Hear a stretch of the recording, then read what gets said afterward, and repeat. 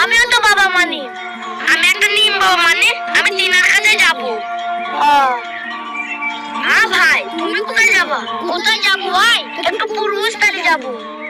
ও আচ্ছা, তুমি কোন বাবা মানো ভাই? আমি তেঁতুল বাবাকে মানি ভাই। আমাদের ওখানে একটা তেঁতুল তলা আছে, ওখানে বাবা থাকে, আমি ওনাকে মানি ভাই।